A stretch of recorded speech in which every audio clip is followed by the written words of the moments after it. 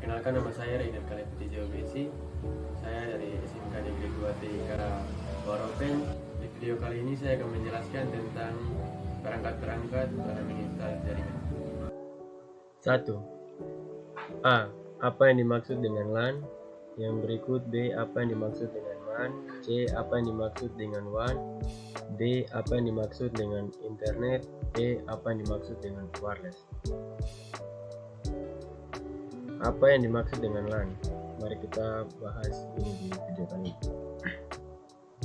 Pengertian Local Area Network atau LAN. LAN adalah kependekan dari Local Area Network, yang merupakan suatu jaringan yang dimana perangkat keras dan perangkat lunak bisa saling berkomunikasi dalam daerah yang terbatas. LAN hanya bisa menjangkau daerah yang sangat terbatas. Dengan teknologi LAN ini, kita dapat saling berbagi data yang telah kita simpan dalam folder sharing. Selain itu, juga kita dapat menggunakan satu printer secara bersama-sama dalam satu jaringan komputer lokal ini.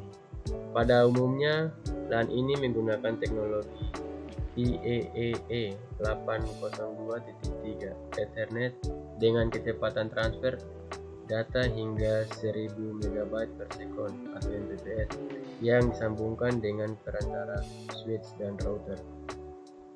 Yang berikut, apa yang dimaksud dengan MAN? MAN atau Metropolitan Area Network ini bisa digunakan untuk menghubungkan jaringan komputer dari satu ke kota yang lainnya. Untuk dapat membuat suatu jaringan MAN, biasanya diperlukan adanya operator telekomunikasi untuk menghubungkan antar jaringan komputer. MAN biasanya interkoneksi dengan sejumlah jaringan LAN menggunakan teknologi backbone berkapasitas tinggi seperti serat optik link dan menyediakan layanan uplink untuk jaringan area luas atau WAN dan internet. Metropolitan Area Network MAN ialah sebuah jaringan komputer dalam suatu kota dengan transfer data yang berkecepatan tinggi yang menghubungkan berbagai suatu lokasi seperti kampus, perkantoran, pemerintahan, dan lain sebagainya. Yang berikut, apa yang dimaksud dengan WAN? Wide Area Network atau WAN merupakan jenis jaringan komputer yang lebih luas dan lebih canggih daripada jenis jaringan komputer LAN dan MAN. Teknologi jaringan WAN biasa digunakan untuk menghubungkan suatu jaringan dengan negara lain atau dari suatu benua ke benua yang lainnya. Jaringan WAN biasa terdiri dari berbagai jenis jaringan komputer LAN dan MAN. Jaringan WAN biasanya menggunakan kabel fiber optik serta menanamkannya di dalam tanah maupun melewati jalur bawah laut. WAN menggunakan sarana dan fasilitas transmisi, misalnya telepon, kabel bawah laut, ataupun satelit. Pada sebagian besar WAN, komponen yang dipakai dalam berkomunikasi biasanya terdiri dari kabel transmisi dan juga elemen switch. Kabel transmisi berguna untuk memindahkan bit-bit dari satu komputer ke komputer lainnya. Sedangkan elemen switching di sini ialah sebuah komputer khusus yang digunakan untuk menghubungkan dua buah kabel transmisi atau lebih. Yang berikut, apa yang dimaksud dengan internet? Internet merupakan jaringan komputer yang global atau mendunia, karena internet merupakan jaringan-jaringan komputer yang terhubung secara mendunia, sehingga komunikasi dan transfer data atau file menjadi lebih mudah. Internet bisa dikatakan perpaduan antara berbagai jenis jaringan komputer beserta topologi dan tipe jaringan yang saling berhubungan satu sama lain. Internet adalah sistem komunikasi data berskala global, suatu infrastruktur yang terdiri dari hardware dan software yang menghubungkan komputer yang berbeda di jaringannya. Yang berikut, apa yang dimaksud dengan wireless? Wireless adalah telekomunikasi nirkabel yang menggunakan prinsip gelombang elektromagnetik untuk mengirimkan data maupun informasi. Gelombang elektromagnetik nantinya akan dipancarkan melalui sebuah pemancar yang ada dan ditangkap oleh alat tertentu. Awal perkembangannya, wireless digunakan untuk berkomunikasi melalui gelombang radio. Dengan menggunakan gelombang elektromagnetik yang dipancarkan melalui sebuah pemancar, informasi yang disampaikan dapat diterima pada jarak yang sangat jauh. Gelombang elektromagnetik akan dipancarkan ke langit, tepatnya pada bagian ionosfer, kemudian dipantulkan ke bumi. Gelombang tersebut kemudian ditangkap dengan menggunakan perangkat yang sudah ada. Gangguan akibat situasi di bagian ionosfer. Yang berikut, jelaskan dan gambarkan kelebihan dan kekurangan dari topologi bus, ring, star, tree, dan mesh. Topologi bus. Topologi bus adalah topologi dengan suatu kabel melintang sebagai penghubung dari seluruh terminal yang setiap ujungnya diakhiri terminator. Topologi jaringan komputer jenis bus memiliki berbagai keunikan, keunggulan, keuntungan, dan kelebihan dari macam-macam topologi jaringan lainnya. Di samping kelebihan topologi bus, terdapat juga kekurangan kelemahan topologi bus. Ini adalah gambarnya. Terus kekurangan dan kelebihan topologi bus. Kelebihan topologi jaringan bus: jarak LAN yang terbatas, tidak memerlukan pengendali pusat, biaya yang relatif murah dikarenakan penggunaan kabel yang relatif sedikit, kecepatan pengiriman yang tinggi, jumlah perangkat dapat diubah tanpa mengganggu jaringan dan perangkat lainnya. Kekurangan topologi bus: diperlukan read-write untuk memperkuat jaringan, sulit mendeteksi adanya kerusakan atau gangguan, dapat melumpuhkan jaringan jika kabel pusat rusak. Biasanya terjadi tabrakan data, dapat mengalami kemacetan jika pengiriman dan penerimaan padat. Yang berikut, topologi ring. Topologi ring atau topologi cincin adalah topologi jaringan yang berbentuk melingkar seperti cincin. Setiap perangkat komputer akan terhubung dalam rangkaian lingkaran tersebut. Setiap perangkat akan terhubung dengan dua perangkat lain, yakni yang berada di kanan dan kirinya, hingga membentuk sebuah cincin. Tiap perangkat atau titik tersebut berfungsi sebagai separator. Dalam topologi jaringan ring, untuk menerima dan meneruskan sinyal tersebut dibutuhkan bantuan token. Token berisi informasi serta data yang setelah itu token akan melewati setiap perangkat yang ada untuk memastikan apakah perangkat membutuhkan data tersebut. Apabila perangkat membutuhkan, maka token akan memberikan datanya. Yang berikut, kelebihan dan kekurangan topologi ring. Kelebihan topologi ring: mudah dirancang, biaya lebih murah, mempunyai performa yang baik, mudah melakukan pelacakan. Kekurangan topologi ring: adanya kesalahan pada satu node, prosesnya lebih kaku, pengiriman data tergantung dari jumlah titik. Yang berikut, topologi star. Topologi star adalah topologi jaringan dalam bentuk konvergensi dari node pusat ke tiap-tiap node pengguna. Dalam penggunaan topologi star, dapat dikatakan bahwa untuk membuat sistem jaringan topologi ini memiliki biaya menengah untuk membangunnya. Fungsi dari topologi star adalah seperti penghubung antara komputer dengan komputer lain dalam jaringan komputer, baik komputer sebagai server maupun komputer sebagai sebuah klien. Selain sebagai koneksi antara komputer komputer pada jaringan-jaringan dalam topologi star juga dapat digunakan untuk menghubungkan perangkat keras komponen jaringan lainnya seperti router. Kekurangan dan kelebihan topologi star. Keuntungan topologi star adalah sebagai berikut. Topologi ini dapat digunakan di banyak server, komputer, dan klien. Sangat ringan untuk dapat di-maintain. Kecepatan transfer dalam jaringan komputer sangat besar, dapat menggunakan berbagai jenis kabel, mempermudah dalam pengembangan, kemudahan pengoperasian jaringan. Yang berikut kekurangan yang ada pada topologi star.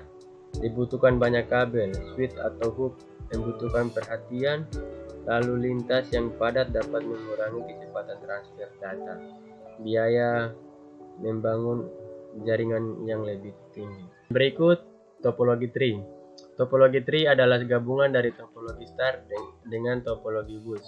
Untuk kedua gabungan tersebut berada pada satu jaringan, yang mana keduanya menjadi kumpulan dari topologi star yang telah dihubungkan pada topologi bus, sehingga untuk setiap klien akan dikelompokkan pada sebuah kelompok untuk dijadikan sebagai pusat komunikasi. Hal ini seperti struktur pada jaringan topologi star.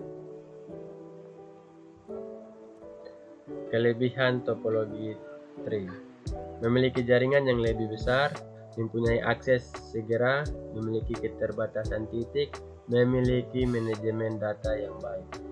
Yang berikut kekurangan topologi tree: dapat melumpuhkan semua jaringan, pengolahan yang tergolong sulit, biaya yang lebih banyak, memiliki konfigurasi dan perawatan yang sulit. Yang berikut topologi mesh merupakan sebuah jaringan komputer yang mana untuk bentuk koneksi antar perangkat komputer akan saling berhubungan secara langsung pada satu jaringan saja. Untuk masing-masing komputer hanya ada pada satu dalam jaringan, biasa berkomunikasi secara langsung.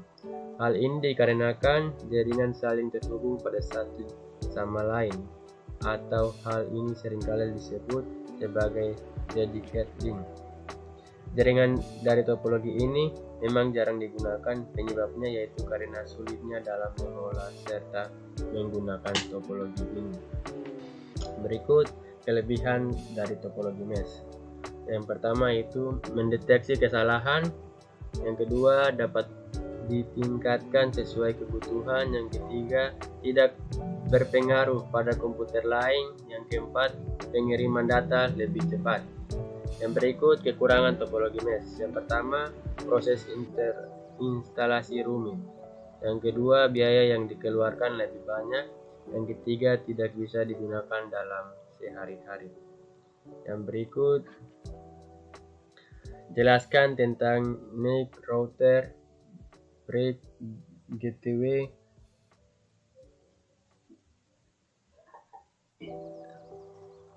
RedPi, modem, kabel koaksial, kabel UTP, kabel fiber optik, hook, dan switch. Yang pertama, niche. Niche adalah peralatan elektronik yang dibuat di sebuah papan PCB dan melaksanakan sebuah konversinya, sehingga sebuah workstation tersebut dapat mengirim serta juga menerima data dalam jaringan. Dalam prosesnya, sebuah NIC mempunyai alamat khusus yang disebut sebagai Ethernet address atau MAC address. Alamat ini merupakan berupa kode heksa 48 bit. Tiap-tiap NIC itu mempunyai alamat yang berbeda-beda. Yang berikut router. Router adalah perangkat keras yang digunakan untuk menghubungkan beberapa jaringan atau network yang sama dan juga berbeda. Dapat disimpulkan router dapat menghubungi jaringan yang menggunakan topologi bus, star, dan ring. Router umumnya memiliki minimal 2 buah network interface. Yang berikut bridge. Bridge adalah suatu alat yang dapat menghubungkan jaringan komputer LAN Local Area Network dengan jaringan LAN yang lain. BridgeGate dapat menghubungkan tipe jaringan komputer berbeda-beda, misalnya seperti Ethernet dan Fast Ethernet, ataupun tipe jaringan yang serupa atau sama. GTW adalah singkatan dari gateway. Gateway adalah sebuah perangkat keras atau lunak yang berfungsi sebagai penghubung antar dua jaringan yang berbeda-beda. Gateway kemungkinan komunikasi antar dua jaringan yang berbeda dengan protokol komunikasi antar dua jaringan. Gateway juga dapat digunakan untuk meningkatkan kinerja komutasi perusahaan dengan mendistribusikan tugas komputasi yang berlebih ke komputer lain. Yang berikut, Raw Replicator. Replicator adalah suatu alat yang berfungsi memperluas jangkauan sinyal Wi-Fi yang belum tercover oleh sinyal dari server. Agar bisa menangkap sinyal Wi-Fi, perangkat replicator harus dua alat, yakni untuk menerima sinyal dari server dan untuk menyebarkannya lagi sinyal Wi-Fi. Yang berikut, modem. Secara umum, modem merupakan singkatan dari moderator ke modulator. Modulator berfungsi sebagai pengubah sinyal informasi untuk dijadikan sinyal bahwa data yang siap dikirimkan, sedangkan demodulator merupakan bagian yang memisahkan sinyal informasi dari sinyal pembawa yang dapat diterima dengan baik. Yang berikut, kabel koaksial. Kabel koaksial merupakan jenis kabel yang pada dasarnya menggunakan dua buah konduktor dengan pusat kabel yang berupa inti kawat yang padat dan dilingkupi sekat. Kemudian dililit lagi dengan menggunakan kawat yang berselaput konduktor. Jenis kabel ini umumnya digunakan untuk sebuah jaringan bandwidth yang tinggi. Kabel UTP. Kabel UTP adalah singkatan dari Unsilent Twist Pair, yang jenis kabel ini terbuat dari bahan penghantar tembaga, mempunyai isolasi dari plastik dan terbungkus oleh bahan isolasi yang dapat melindungi dari api dan juga kerusakan fisik. Kabel UTP sendiri terdiri dari 4 pasang inti kabel yang saling berbelit, di mana masing-masing pasang berbeda-beda. Yang berikut, kabel fiber optik. Fiber optik adalah kabel yang terhubung dari kaca dan plastik yang sangat halus dan digunakan sebagai media transmisi cahaya. Kabel ini sangat tipis dan mampu mentransmisikan cahaya dari satu tempat ke tempat lain. Saat ini fiber optik banyak digunakan di dunia telekomunikasi karena memiliki kecepatan akses yang tinggi. Yang berikut, hub. Secara singkat, hub adalah jenis perangkat jaringan yang biasa digunakan sebagai titik koneksi berbagai perangkat dalam jaringan area lokal. Hub akan menerima paket yang tiba di salah satu koneksi port, menyalin paket, dan mengirimkannya ke port lain sehingga semua segmen lain dapat melihat dan mengakses data. Yang berikut, kabel switch. Switch merupakan perangkat keras pada jaringan komputer sebagai penghubung antar komputer. Switch juga bekerja pada lapisan data link. Cara kerja switch hampir sama seperti break, tetapi switch memiliki sejumlah port sehingga sering dinamakan multiport. Switch biasanya digunakan pada jaringan yang menggunakan topologi star. Yang berikut, nomor 4, sebutkan dan jelaskan 7 lapisan layar OSI. Ini adalah gambar dari statistik layar OSI. Yang pertama, Application layer atau lapisan ketujuh. Application layer pada OSI adalah pusat terjadinya suatu interaksi antara user dengan aplikasi yang bekerja menggunakan fungsionalitas sebagai sebuah jaringan. Lapisan ini menjadi layer paling atas dari model OSI. Contoh beberapa protokol yang ada di layer application pada OSI adalah HTTP, FTP, SMTP, dan lain-lain. Presentation layer, lapisan ke-6. Lapisan presentation berfungsi untuk mengidentifikasi sintaks yang dipakai suatu host jaringan untuk berkomunikasi. Layer ini perlu memberi enkripsi serta deskripsi data yang nantinya akan dipakai dalam layer application. Yang ketiga, session layer atau lapisan kelima. Layer session memiliki fungsi untuk mengendalikan dialog maupun melakukan pengolahan terhadap koneksi suatu komputer. Bahkan layer ini juga bisa melakukan pemutusan koneksi internet pada suatu komputer. Contoh protokol yang berada di layer ini adalah NFS, RTP, SMB, dan lainnya. Yang keempat, transport layer, lapisan keempat. Lapisan ini memiliki peran untuk menyalurkan bit.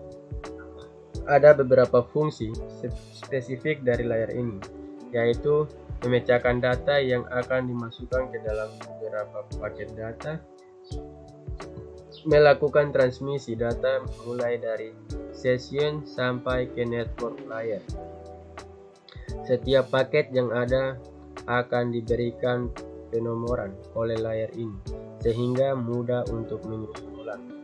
Data bisa disalurkan dari server menuju ke pengguna tanpa adanya gangguan. Yang berikut 5. Network layer, lapisan ketiga. Layer network pada OSI ini bertugas untuk mendefinisikan alamat IP sehingga setiap komputer dapat saling terkoneksi dalam satu jaringan. Fungsi lainnya adalah melaksanakan proses routing dan membuat header untuk setiap paket data yang ada. Yang keenam, data link layer, lapisan kedua. Fungsi utama dari data link layer adalah untuk memeriksa bila terjadi kesalahan dalam menyalurkan transmisi terhadap bit data, di mana kesalahan tersebut kemungkinan besar terjadi di layer pertama. Pada layer ini juga terjadi koreksi kesalahan, pengalamatan hardware pada MAC address, dan flow control. Dan yang berikut atau yang terakhir, physical layer, lapisan pertama. Layer physical pada OSI adalah lapisan yang berfungsi sebagai transmisi terhadap bit data. Jenis sinyal yang dipakai pun tidak sembarang, sehingga memungkinkan penerimaan sinyal dengan baik. Jenis sinyal pun harus didukung media fisik, misal kabel, infrared, cahaya biasa, frekuensi radio, dan tegangan listrik. Setelah layer ini menyelesaikan tugasnya, maka akan diteruskan ke layer kedua. Oke, sampai sini saja video ini. Terima kasih telah menonton. Tuhan Yesus memberkati.